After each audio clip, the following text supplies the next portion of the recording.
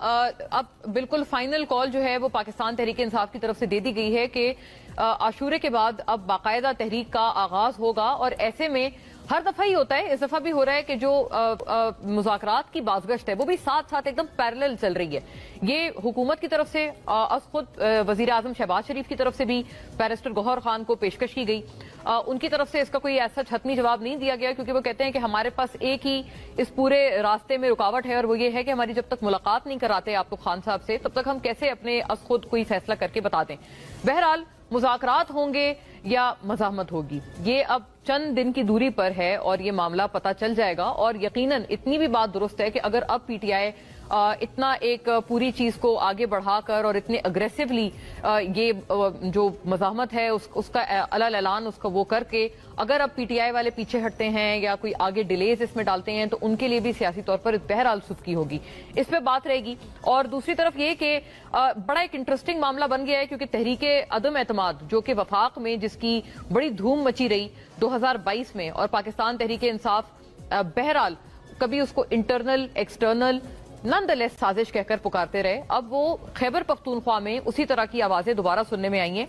क्या आवाजें हैं, क्या कहा जा रहा है, कई सारी पार्टीज उसमें से अपने आप को डिटैच करें, इस पे बात करेंगे। पीपल्स पार्टी कह रहे हैं हम इसके बानी हैं, हम इसके फाउंडर्स हैं इस तहरीके अदम एतमाद के।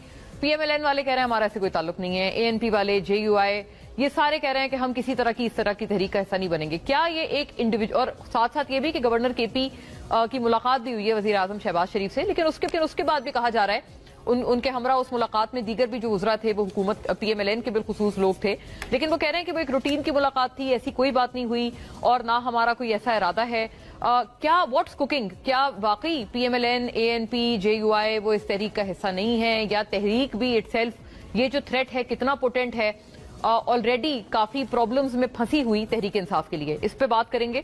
और क्या वाकई अब मज़ाहमत होगी या मुज़ाकरात की तरफ कोई राह निकल जाएगी, गिवन के शाह महमूद कुरैशी साहब ने भी का अंदिया दिया है कि आप मुज़ाकरात करें और खुदारा इस सिमत में आगे बढ़ें। देखिएगा नाज़रीन, हमारे पास कुछ इस पे मजमूई तौर पर हमने इकट्ठा की हैं चीजें। मुज़ाकरात या एहतजाजी तहरीक, पीटीआई का मुहर्रम के बाद नई तहरीक के आगाज का ऐलान, तहरीक शुरू करेंगे और फिर उसको मुशावरत से आगे बढ़ाने और फैलाने का फैसला होगा। आईनी तरीके से पख्तूनख्वा हुकूमत को गिरा कर दिखाएं तो सियासत छोड़ दूंगा, वजीर आला खैबर पख्तूनख्वा का अल्टीमेटम।